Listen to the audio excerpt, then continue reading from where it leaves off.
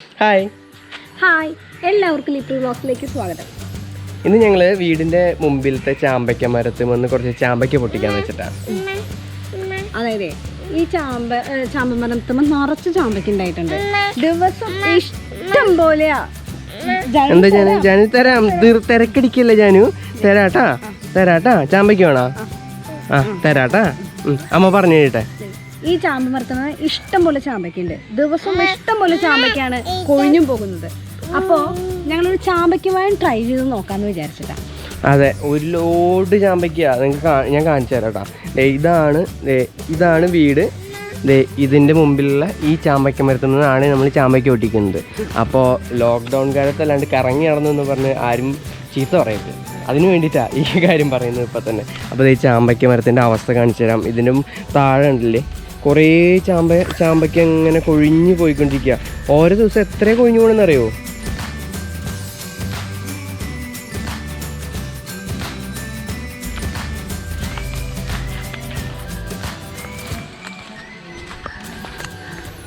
ഞാനും എന്തിട്ട് വേണ്ടേ? ചാമ്പയ്ക്ക വേണോ? എവിടെ ചാമ്പയ്ക്ക? എവിടെ ചാമ്പയ്ക്ക? എവിടെ? പൊട്ടിക്കട്ടെ. ഞാനും മരത്തിൻ്റെ മുകളിൽ കയറണ്ട? എങ്ങനെ കയറാം മരത്തിൻ്റെ മുകളിൽ? അങ്ങനെ കയറുക? ആ, അപ്പോൾ എന്തായാലും ജാനു മരത്തിൻ്റെ മുകളിൽ കയറാൻ തയ്യാറായിട്ടുണ്ട്. അപ്പോൾ നമുക്ക് ഒരു കുറച്ച് അറേഞ്ച്മെൻറ്റ്സ് വരുത്തണം. അതായത് ഈ ചാമ്പയ്ക്ക് മുഴുവൻ നിലത്ത് വീണ് കഴിഞ്ഞാൽ ഇപ്പോൾ ഓൾറെഡി അവിടെ കുറേ ചാമ്പയ്ക്ക് എടുക്കുന്നുണ്ട്, നിങ്ങൾ കണ്ടില്ലേ? അപ്പോൾ അതിൻ്റെ ഉള്ളിൽ ഇത് നമ്മൾ മുകളിൽ നിന്ന് പുതിയതായിട്ട് വീഴുന്ന ചാമ്പയ്ക്ക് ചിലപ്പോൾ മിക്സ് ആയി പോകും. അപ്പോൾ അത് മിക്സ് ആയി പോകാണ്ടിരിക്കാനായിട്ട് നമ്മൾ എന്താ ചെയ്യാൻ പോകുന്നത് വെച്ചാൽ ആദ്യം കുറച്ച് തുണി താഴെ വിരിക്കുകയാണ്. അപ്പോൾ തുണിയും പഴയ ഷീറ്റുകളൊക്കെ ഉണ്ട്. അപ്പോൾ അതൊന്ന് താഴെ വിരിച്ചിട്ട് അതിന് ശേഷം ആ ഷീറ്റിൽ വീഴുന്ന ചാമ്പയ്ക്ക് മാത്രം നമ്മൾ തിരഞ്ഞെടുക്കുകയാണ് ചെയ്യുന്നത്. അപ്പോൾ എന്തായാലും നമുക്ക് ഷീറ്റ് വിരിക്കാനുള്ള പരിപാടി നോക്കാം കേട്ടോ. പഴയ ഷീറ്റാണ് വിരിച്ചു കഴിഞ്ഞാലേ നമുക്ക് ഇതിൽ നിന്ന് ജസ്റ്റ് ഇത് മാത്രം, ഈ ഷീറ്റ് മാത്രം മടക്കിയെടുത്താൽ മതിയല്ലോ.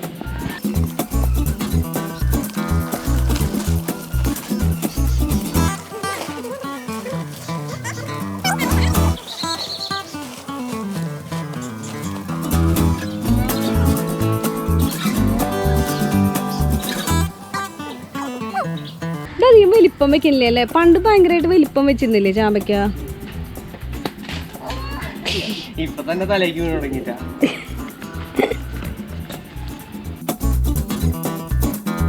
ഈ ചാമ്പയ്ക്ക് മുകളിൽ നിന്ന് വീണ് കഴിഞ്ഞാൽ സുരക്ഷിതമായിട്ട് ഇതിനകത്ത് തന്നെ വീണെടുക്കാനായിട്ടുള്ള എല്ലാ സെറ്റപ്പും നമ്മൾ ചെയ്തിട്ടുണ്ട് എന്തായാലും. അപ്പം എന്തായാലും നമുക്ക് അടുത്ത പരിപാടിയിലേക്ക് കിടക്കാം. അടുത്ത പരിപാടി എന്ന് പറഞ്ഞു കഴിഞ്ഞാൽ മരം പിടിച്ച് കുലുക്കുക എന്നുള്ളതാണ്. പക്ഷെ ഞാൻ കുലുക്കി കഴിഞ്ഞാൽ എത്ര ചാമ്പയ്ക്ക് വീഴുന്നത് എനിക്കറിയില്ല. എന്തായാലും ട്രൈ ചെയ്ത് നോക്കാം. ജാനു കുലുക്കണ്ട? മരം കുലുക്കണ്ട? വരുണ്ടാ ചാമ്പയ്ക്ക് വേണോ? അച്ഛനാരെങ്കിലും കുലുക്കി കാണിച്ചതാ, എന്നിട്ട് നോക്കാം പറ്റുമോ ഇല്ലേന്ന്. ചാമ്പയ്ക്ക് വീണിട്ട് വേണ്ടേ? നോക്കാം. ഇതിന്റെ മുകളിൽ എനിക്ക് തോന്നുന്നു പുളിയുറുമ്പൊക്കെ ഉണ്ടെന്ന് തോന്നുന്നുണ്ട്. ചിലപ്പം മേത്തൊക്കെ ഉറുമ്പ് കടിച്ച് ആകെ നാശകോശമാക്കാൻ സാധ്യതയുണ്ട്.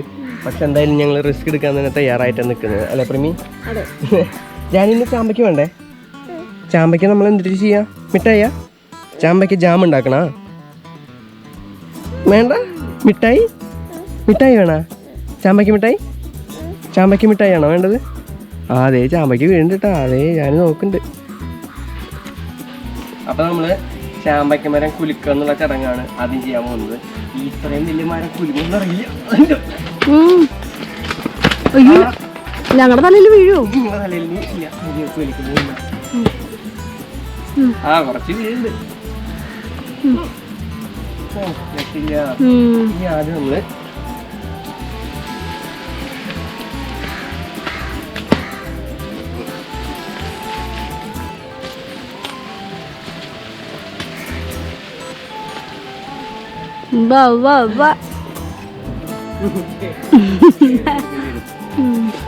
അപ്പോ മുകളിലേക്ക് താഴെ നിന്നിട്ട് മരത്തിന് ഭയങ്കര തടിയാതെ കാരണം ഞാൻ കുലിക്കണില്ല. അപ്പം എന്തായാലും ഏണി ഉണ്ടെന്നുണ്ട്. ആ ഏണി എടുത്തിട്ട് കയറി നോക്കാം. എന്നിട്ട് മുകളിൽ നിന്നിട്ട് കുലിക്കാം.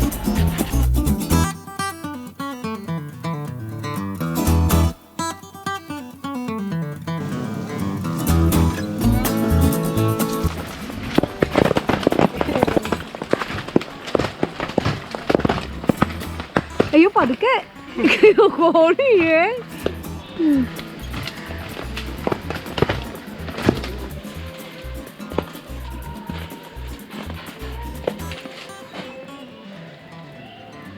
നല്ല ഉറുമ്പുണ്ട് കേട്ടാ.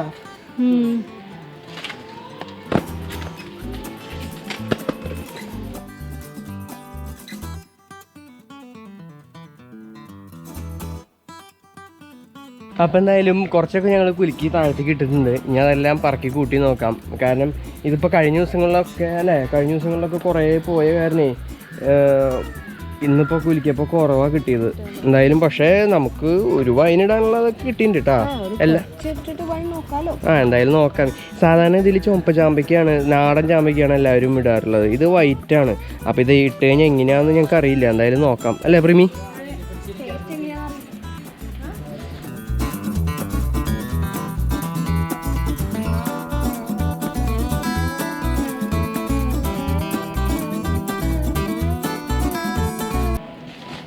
ഈ വിരി പകുതി മതിയില്ലേ, അതിന് കുറേയൊക്കെ പുറത്തേക്ക് ചാടി. അത് ഞാൻ എത്ര കിട്ടല്ലോ, കുറേ എണ്ണം ഇപ്പുറത്തൊക്കെ അവിടെ ഇവിടെയൊക്കെ എടുക്കുന്നുണ്ട്.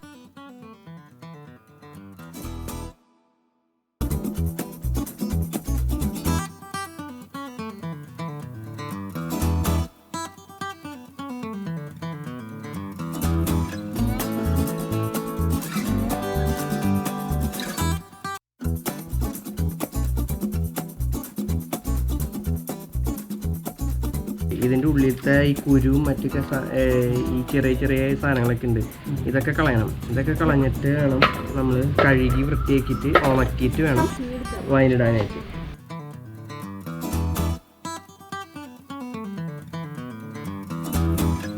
നമ്മളേ ചാമ്പയ്ക്കൊക്കെ ക്ലീനാക്കി. ഇന്നലെ ഈ ക്ലീനിങ് ഒക്കെ കഴിഞ്ഞപ്പോൾ അത്യാവശ്യം ഇരുട്ടായി. അപ്പോൾ അതുകൊണ്ട് ഇന്നലെ രാത്രി ബാക്കി കാര്യങ്ങളൊന്നും എടുത്തില്ല. ഇന്ന് തൊട്ടടുത്ത ദിവസമാണ് എല്ലാ ബാക്കി കാര്യങ്ങളൊക്കെ എടുക്കുന്നത്. അപ്പോൾ ഈ ചാമ്പയ്ക്കൊക്കെ ക്ലീനാക്കി ഇങ്ങനെ വെച്ചിട്ടുണ്ട്. ഭരണി തയ്യാറാണ്, നമ്മുടെ വൈനിടാനുള്ള ഭരണി.